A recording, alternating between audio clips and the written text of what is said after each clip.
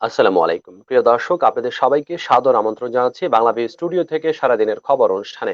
এই অনুষ্ঠানে আমরা বাংলাদেশে ঘটে যাওয়া গুরুত্বপূর্ণ ঘটনাবলী আপনাদেরকে জানানোর চেষ্টা করি এবং প্রতিদিন এই সময়ে আপনাদের সামনে হাজির হই। দর্শক, ইতিমধ্যে ডিসক্রিপশনে আপনারা দেখে ফেলেছেন যে করোনা পরিস্থিতির খবর জানাচ্ছিলাম, সিলেটের খবর জানাচ্ছিলাম। গত 10 দিনে সিলেটে করোনা আক্রান্ত মৃত ব্যক্তির সংখ্যা দাঁড়িয়েছে 39 জনে। গত মার্চ মাসে করোনা হানা দেওয়ার পর এত মৃত্যু কিন্তু কখনোই দেখেনি সিলেট। এবং এই পরিস্থিতি যখন এতটাই ভয়াবহ আছে, কিন্তু তখন লকডাউন চলছে। দর্শক, এ সম্পর্কিত একটি প্রতিবেদন করেছে সিলেট বি24। তারা লিখেছে, করোনা ভাইরাসের বেসামাল ঝড় কিছুতেই থামছে না সিলেটে। প্রতিদিন শত শত মানুষ এই মরণ ব্যাধিতে আক্রান্ত হচ্ছেন, সাথে চলছে মৃত্যুর মিছিল। দর্শক, গতকাল আপনাদেরকে জানিয়েছিলাম সিলেট ওসমানী ল্যাবে যে বিভাগীয় করোনা পরীক্ষা কেন্দ্রটি আছে, সেখানে 375 জন তারা করোনা পরীক্ষার জন্য টেস্ট করেছিলেন এবং 340 জনের দেহে কিন্তু করোনা শনাক্ত হয়েছে এবং সেটি প্রায় 87%। সেই উদ্বেগজনক চিত্রটি যখন চলছে, তখন সিলেটে গত 10 দিনে সিলেট জুড়ে করোনা আক্রান্ত হয়ে মারা গেছেন 39 জন। গেল বছর মার্চে দেশে করোনা হানা দেওয়ার পর থেকে এতটুকু মৃত্যু কিন্তু সিলেট কখনো দেখেনি। এবং এই 10 দিনে কিন্তু করোনায় আক্রান্ত হয়েছেন 2960 জন মানুষ। একই সময় সুস্থ হওয়া মানুষের সংখ্যাও কিন্তু অনেক কম, মাত্র 1060 জন। দর্শক, এই তথ্যগুলো আমরা পেয়ে থাকি স্বাস্থ্য অধিদপ্তরের বিভাগীয় যে কার্যালয় আছে, সেই বিভাগীয় কার্যালয় থেকে এই তথ্যগুলো সরবরাহ করা হয়। এবং যেটি বলা হয়েছে, আজকে যে শনিবার, আজকে কিন্তু 6 জন মানুষ মারা গেছেন। অর্থাৎ পূর্ববর্তী 24 ঘন্টার যে রিপোর্ট আছে, সেই রিপোর্টে দেখা গেছে 6 জন মানুষ মারা গেছেন। অর্থাৎ আজকে যে 10 দিন, সর্বশেষ 10 দিনের চিত্র জানাচ্ছিলাম। সর্বশেষ 10 দিনে সিলেট বিভাগে মারা যাওয়া 39 জনের মধ্যেই কিন্তু সিংহভাগই সিলেট জেলার বাসিন্দা এবং এ জেলায় মারা গেছেন 28 জন। এছাড়া বাকিদের মধ্যে কিন্তু সুনামগঞ্জে 3 জন, মৌলভীবাজারে আছেন 5 জন এবং হবিগঞ্জ জেলায় রয়েছেন 3 জন। অর্থাৎ মারা যাওয়া আক্রান্তের সংখ্যায় কিন্তু সিলেট জেলা সদরের অবস্থান কিন্তু সব থেকে শীর্ষে এবং সিলেটকেই সবচেয়ে ঝুঁকিপূর্ণ অঞ্চল হিসাবে এখন হয়তো চিহ্নিত করা যায়। দর্শক, সর্বশেষ 10 দিনে গড়ে প্রতিদিন মারা গেছেন প্রায় 4 জন করে মানুষ এবং এই সময় প্রতিদিন গড়ে আক্রান্ত হয়েছেন 296 জন, আর গড়ে প্রতিদিন সুস্থ হয়েছেন 106 জন। করোনা সংক্রমণের যে ঊর্ধ্বগতি, সে ঊর্ধ্বগতিটা আসলে ঠিক কি কারণে, সে সম্পর্কে আসলে সংশ্লিষ্টরা মানুষের বেপরোয়া মনোভাবকে দায়ী করছেন। অর্থাৎ তারা বলছেন লকডাউনের মধ্যে অযথা বাইরে ঘোরাফেরা করছেন অনেকেই, স্বাস্থ্যবিধি না মানার প্রবণতাও আছে মানুষের মধ্যে, ফলে করোনা সংক্রমণ বাড়ছে। দর্শক, আপনিও কি ঠিক তাই মনে করেন যে করোনা সংক্রমণের ঊর্ধ্বগতির কারণ যে মানুষের ভেতর যে অযথা ঘোরাফেরা এবং যে হেলাফেলার যে বিষয়টি, সেটি কি আসলেই ঠিক? মন্তব্য আপনার কমেন্টস বক্সে লিখে জানাতে পারেন। দর্শক, সিলেটের সামগ্রিক পরিস্থিতির চিত্রের সাথে বাংলাদেশের পরিস্থিতির চিত্র কিন্তু খুব একটা ভালো নেই।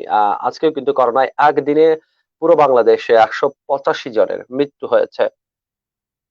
শুক্রবার সকাল 8টা থেকে আজ শনিবার সকাল 8টা পর্যন্ত করোনা সংক্রমিত হয়ে আর 185 জনের মৃত্যু হয়েছে। এই সময় করোনা শনাক্ত হয়েছে 8,772 জনের।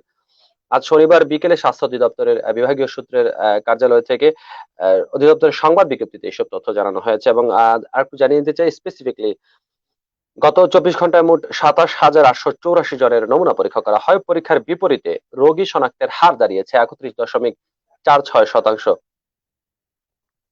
দর্শক, করোনা থেকে আক্রান্ত হওয়ার পর কিন্তু সুস্থ হওয়ার সংখ্যাটাও উল্লেখযোগ্য। 8,68,139 জন এখনো পর্যন্ত করোনা থেকে সুস্থ হয়েছেন এবং সর্বশেষ 24 ঘন্টায় করোনা থেকে সুস্থ হয়েছেন 5,755 জন।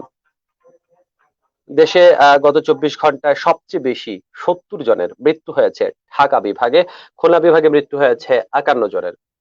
রেশিওটা কিন্তু অনেক হাই। ঢাকা বিভাগে মারা গেছেন 70 জন এবং খুলনা বিভাগে মারা গেছেন 51 জন। এছাড়া চট্টগ্রাম বিভাগে মারা গেছেন 20 জন, রাজশাহীতে 13 জন, রংপুরে 11 জন এবং বরিশাল বিভাগে 10 জনের মৃত্যু হয়েছে।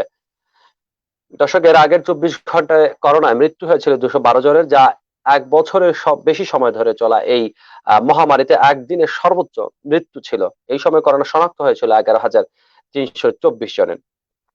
তো দর্শক, যেটা বলতে চাচ্ছিলাম, বিশ্ব স্বাস্থ্য সংস্থার মানদণ্ড অনুযায়ী কোনো দেশে পরিস্থিতি নিয়ন্ত্রণে আছে কিনা তা বোঝার একটি নির্দেশক হলো রোগী শনাক্তের হার।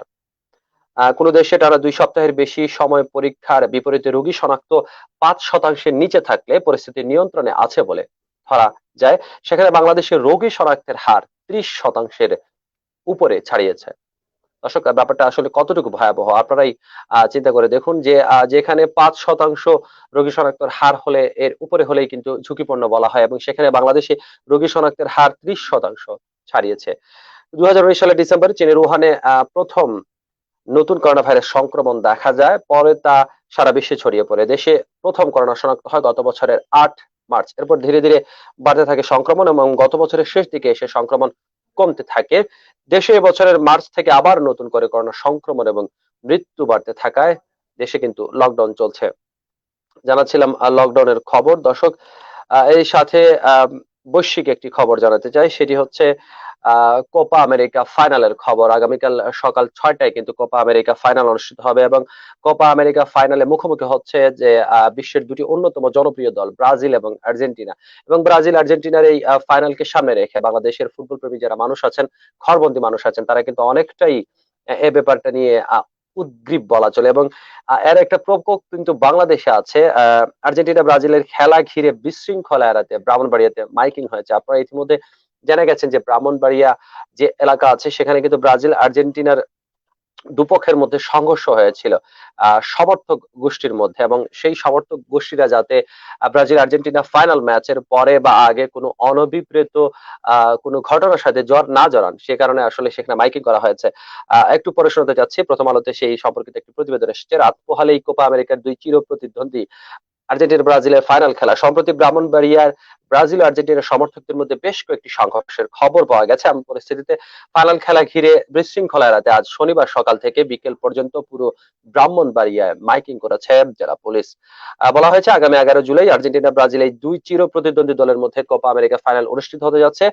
বিভিন্ন চ্যানেল ও লাইভে সম্প্রচার করা হবে এবং প্রাণঘাতী করোনা ভাইরাস মোকাবেলায় সরকার ঘোষিত কঠোর লকডাউন চলছে। এমত অবস্থায় প্রজেক্টরের মাধ্যমে বড় পর্দায় এই ফাইনাল খেলা কোথাও দেখানো যাবে না। হাটে বাজারে, রেস্টুরেন্টে, চায়ের দোকানে কোথাও এই ধরনের গণজমায়েত হয়ে কেউ খেলা দেখতে পারবেন না এবং খেলা নিয়ে কোনো ধরনের ঝামেলাও তৈরি করতে পারবেন না।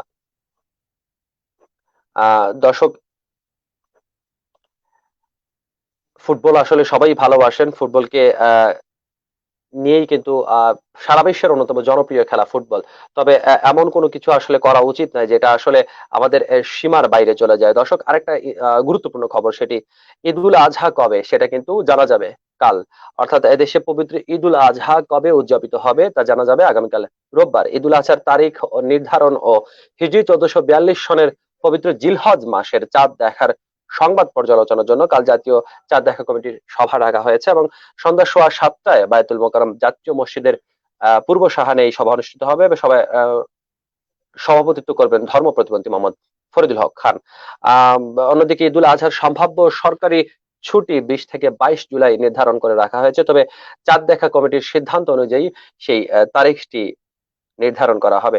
দর্শক, এই ছিল আজকে সারাদিনের গুরুত্বপূর্ণ কিছু খবর এবং আমরা আপনাদেরকে লাইভে এসে সংযুক্ত থেকে জানানোর চেষ্টা করছিলাম দেশের করোনা পরিস্থিতি এবং অন্যান্য খবর।